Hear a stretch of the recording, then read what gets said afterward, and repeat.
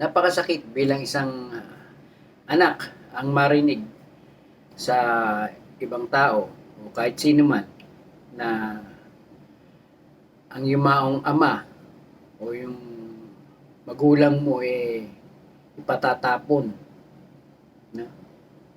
Okay lang sana kung ililipat, pero yung masabing ipapatapon, napakasakit pakinggan na ipapatapon. No? Yan ang sinabi ni Vice President Sara Duterte noong kanyang press conference noong nakarang araw. At hindi maganda sa karamihan. Hindi lang natin alam kung sa mga sumusuporta kay Vice President Sara Duterte ay maatim nila yung sinabi ng kanilang Vice President. Ano? Masakit yun dahil bilang Pilipino, talagang nire-respeto natin ang ating mga patay. Ang masabihin na huhukayin at ipapatapon ng iyong mahal sa buhay ay hindi katanggap-tanggap sa atin mga Pilipino yun. Hindi natin alam kung bakit sinasabi ito ni Vice President. Ano ba ang dahilan? May sinasabi ang iba na ito ay dahil desperada na siya. Dahil nagkakaroon na siya ng mental breakdown dahil sa nagaganap na kaliwat kanang pag-iimbestiga sa kanya, lalo-lalo na doon sa confidential fund. At ito ay hindi niya maipaliwanag. So, sinasabi nila na ito ay diversional tactics lamang ng ating Vice President upang malihis ang atensyon ng balita at ng mamamayan. Marami ang nagagalit, lalo-lalo na sa ating kamera.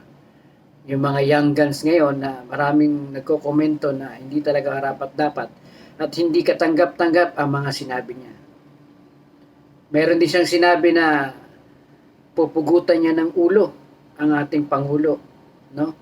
Iyon ay yung kinuwento niya na merong isang bata na nanghingi ng relos kay President Bongbong at ito ay hindi niya napagbigyan. So, pinakita ni minuestra pa ni BP Sara dito na kung paano niya pupugutan ng ulo ang ating presidente. Tama ba ito? Sa ordinaryong Pilipino na makakarinig nito at marinig ito ng mga kapulisan, hindi ka ba makukulong kaagad? Ang magsalita ka lang na pupugutan mo, papatay mo ang Pangulo, kulong ka na eh. Yan pa kaya na Vice Presidente ang nagsabi. No? Na naisip niya na pugutan niya ng ulo ang ating presidente. Wala tayong masamang tinapay sa ating presidente, wala tayong masamang tinapay sa ating Vice Presidente.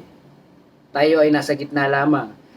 Pero bilang isang Pilipino, masama ang loob ko rin dahil tulad ko, ang aking magulang, aking ama ay nasa kabilang buhay na.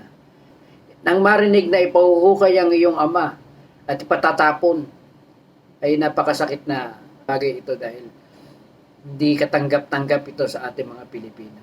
Sana naintindihan ni Vice President kung ano yung mga sinasabi niya. No? Sinabi niya nga rito, no? Isang beses, sinabihan ko talaga si Senator Amy. Yan yung pagkakapahayag ni Vice President. Sabi ko sa kanya, kung hindi kayo tumigil, uhukayin ko yung tatay ninyo. Itatapon ko siya sa West Philippine Sea. Sinabihan ko si Senator Amy, one of these days, pupunta ako doon, kukunin ko yung katawan ng tatay niyo. Itatapon ko yan doon sa West Philippine Sea. Tama ba naman yun? Wala ka ng paggalang sa patay. Patay na eh. Bakit kailangan mo pang babuyin pa? Ano bang ginawang kasalanan sa iyo? Wala namang ginawang kasalanan sa iyo eh. Kung meron naman kailangang managot ang ating former President Marcos, dapat doon sa mga taong saktan niya o kung sino man yun. Hindi sa ating mga newer generation na. Doon sa mga old generation. Di ba? Politika yan eh. Sa ating politika, hindi dapat pinipersonal. Walang personal. Kaya nagkakaroon ng problema dahil politika, pinopersonal nyo eh. Walang personalan dapat. Pero ito sa mga salita ng ating Vice President, hindi katanggap-tanggap ito dahil walang tao ang magsasabi na ipapatapon mo ang patay. Pauhukay mo at patatapon mo. Walang matinong taong magsasabi ng ganoon. Maraming nagkokomento na hindi talaga tama ang ginawa ng ating Vice President.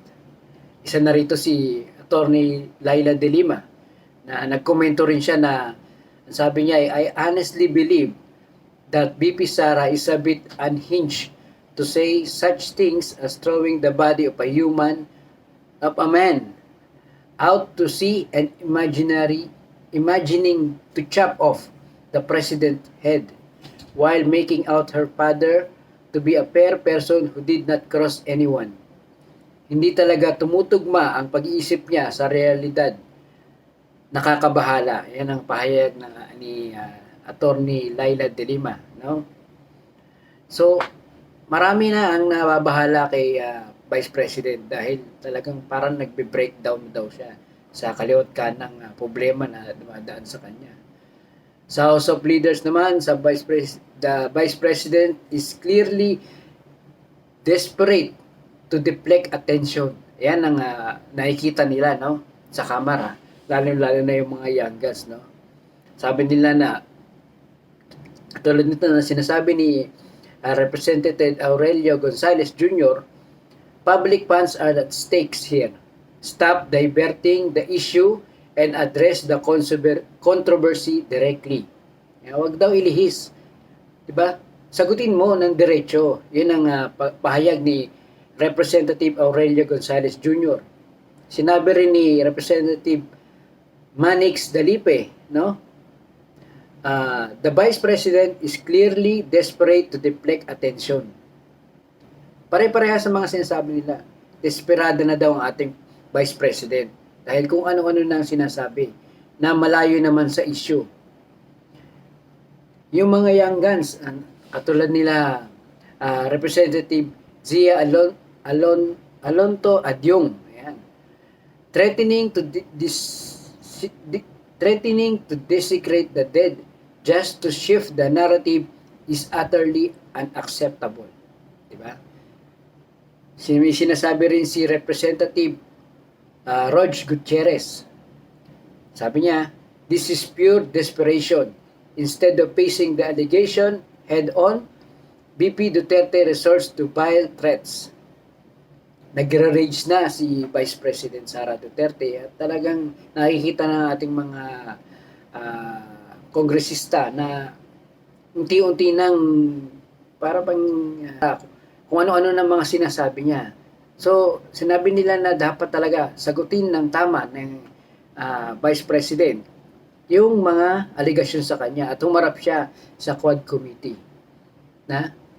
Sinasabi rin ni Representative Pami Zamora, ayan, using and disrespecting the dead runs counter to our culture. For us Filipinos, that is a no-no. Tama, di ba? Ito ba ay diversional tactics lamang para malihis ang issue tungkol sa mga misuse funds na kinasasangkutan niya? O ito ba ay talagang galit lamang sa pamilya Marcos, lalo na kay BBM? At ano naman ang kinagagalit ni Vice President Sara Duterte sa ating Pangulong Bongbong Marcos? Di ba?